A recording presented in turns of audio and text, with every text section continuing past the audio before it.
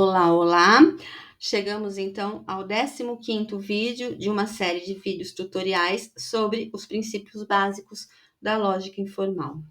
Neste vídeo, especificamente, trataremos da falácia da falsa causa. Então, começando, como eu sempre explico, estou a trabalhar aqui nessa série de vídeos tutoriais com a definição proposta por Solanas no livro Trampas de Circe. Portanto, uma falácia é um argumento não racional ou racionalmente não convincente, ou seja, embora possa ser válido, contém um erro inferencial por violar um ou mais critérios da boa argumentação. Além dessa definição de falácia, também estou a trabalhar aqui nessa série de vídeos tutoriais com a metodologia proposta por Solanas. E essa metodologia consiste em 2 passos. O primeiro é identificar o critério de boa argumentação que foi violado. Entre os critérios de argumentação os critérios que podemos violar numa argumentação estão a clareza, a relevância e a suficiência das premissas. E o segundo passo é identificar o núcleo do erro que gerou a falácia, certo? Então, o primeiro é identificar esse critério de uma forma mais geral e o outro especificar um pouco melhor. Então, para isso, também estou a utilizar a tabela de classificação de falácias proposta também por Solanas.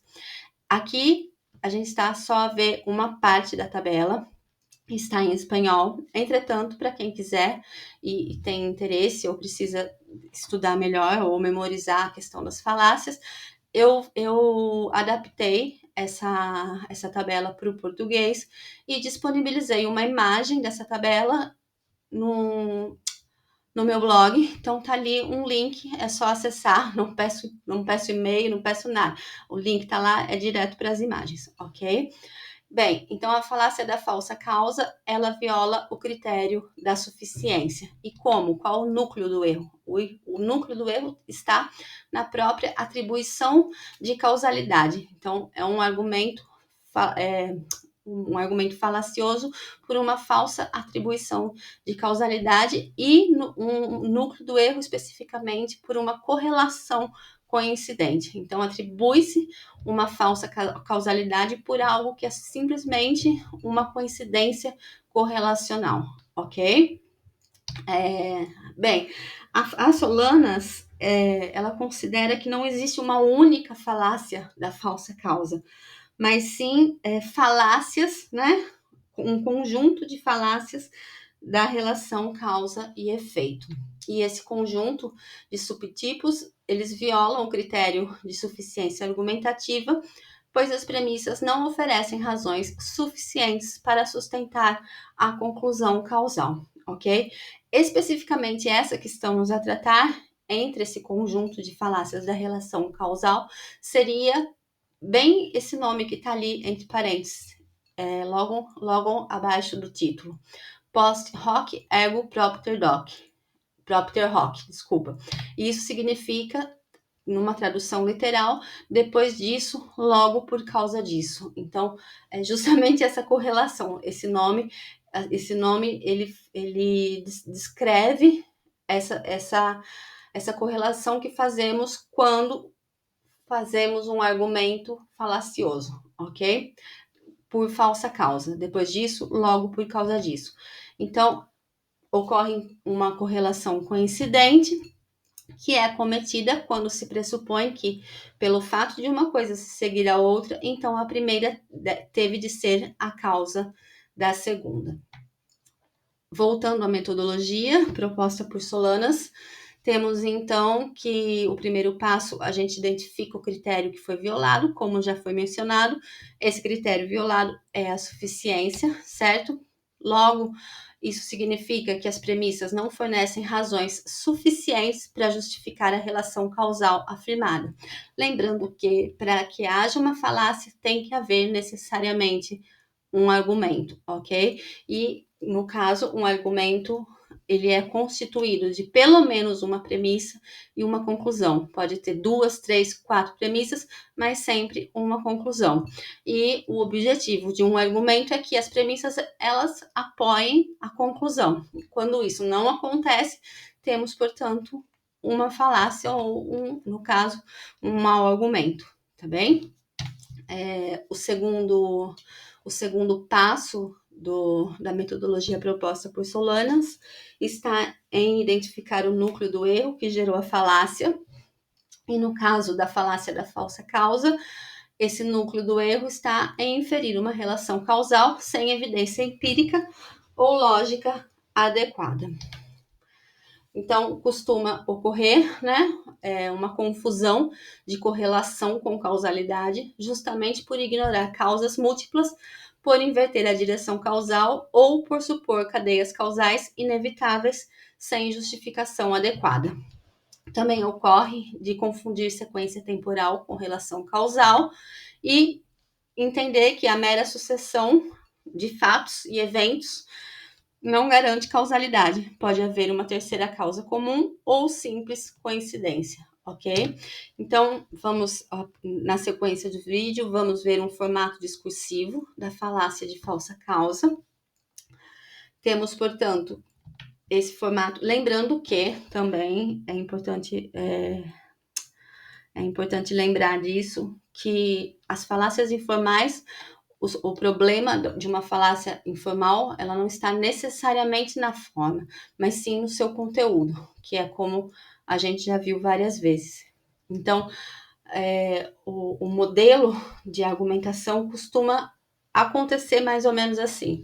O evento A ocorre, o evento B ocorre depois de A, logo A é a causa de B. Entretanto, existe um problema, muitas vezes, em fazer essa inferência seguindo esse formato, porque muitas vezes não vai acontecer, vai ser simplesmente mesmo uma coincidência. E o Dennett, que é um filósofo que eu gosto bastante, ele escreveu que a confusão entre a sequência temporal de eventos e a relação causal é uma propensão fundamental da mente humana, explicada por mecanismos psicológicos e por razões evolutivas. Então, estou a mencionar isso porque incorrer na falácia da falsa causa é mais comum do que imaginamos.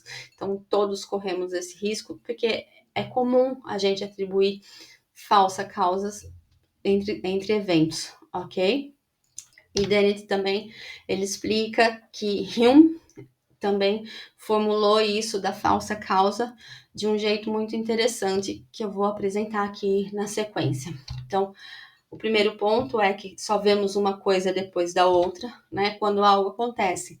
E logo depois outra coisa acontece, o nosso cérebro acha que a primeira causou a segunda. Por exemplo, se toda vez que eu acendo a luz o galo canta, posso acabar achando que acender a luz faz o galo cantar, mas na verdade é só uma sequência.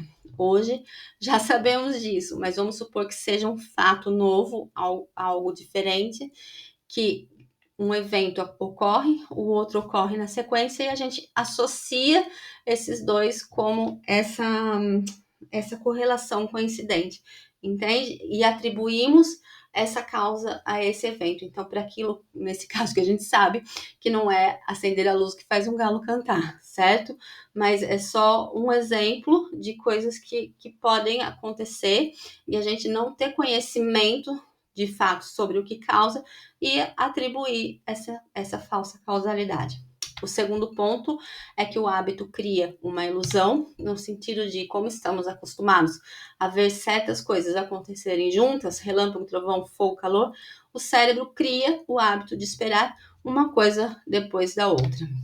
E assim, quando o segundo evento acontece, sentimos como se tivéssemos visto uma causa, mesmo sem prova disso. O terceiro ponto é que atribuímos a causa lá fora, mas ela está aqui dentro. Por exemplo, a sensação de que algo causou outra coisa não vem do mundo, mas da nossa mente, que liga automaticamente os eventos e cria uma história causal para fazer sentido no que vê. E o último ponto é que temos um reflexo causal, ou seja, sabemos que o cérebro humano é feito para detectar padrões e causas, e isso foi útil para a sobrevivência.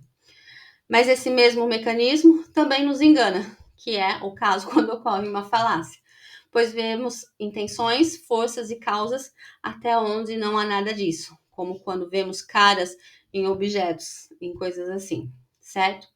Retomando, então, a forma da falácia, o evento A ocorre, o evento B ocorre depois de A, logo A é a causa de B. Bem, embora a anterioridade cronológica de um acontecimento A seja uma condição necessária para que ele seja a causa de um segundo acontecimento B, essa não é uma condição suficiente. E quando essa não é uma condição suficiente, é justamente quando ocorre uma falácia da falsa causa, ok? Então, esse formato, o evento A ocorre, o evento B ocorre depois de A. Logo, A é a causa de B, ele pode ser verdadeiro, né? Verdadeiro não, ele pode ser válido enquanto argumento em alguns momentos, mas em outros não. Então, por isso que, de novo, eu reforço que o problema não está na forma e sim no conteúdo, ok? O fato de não ser uma condição suficiente, as premissas não apoiarem suficientemente a conclusão, ok? Bem, e quando não é falacioso afirmar que A causa B? Quando as relações causais genuínas ocorrem, em geral, entre acontecimentos físicos, e estabelecer causalidade exige evidência empírica sólida, não apenas observação superficial de sequência ou co-ocorrência. Então, uma co-ocorrência não é equivalente à causalidade. Logo, não é falacioso afirmar que A causa B se de fato houver uma evidência empírica robusta disso, certo? Por exemplo, mecanismos explicativos, experimentação controlada, exclusão de causas alternativas. E é correto e não falacioso, por exemplo, afirmar que a altura do mastro A causa ou explica o comprimento da sombra B. O argumento que deriva o comprimento da sombra a partir da altura do mastro, dadas as leis ópticas e a posição do Sol, é considerado causamente correto, pois a altura do mastro é a causa da sombra, ok? Então, isso é quando não é quando aquela forma que apresentei anteriormente, ela não é falaciosa. Entretanto, agora a gente passa para os exemplos de falácias da falsa causa. E o primeiro que eu apresento é esse. Depois que comecei a usar esse amuleto, passei a ter sorte. Logo, o amuleto é que me traz sorte. Então, aqui a gente vê uma série de eventos onde existe apenas uma correlação coincidente, certo? Não é um amuleto que vai fazer alguém ter sorte ou não, ok? É só eventos que ocorrem juntos, eles co-ocorrem. Eu usei um amuleto e de repente eu tive sorte, mas não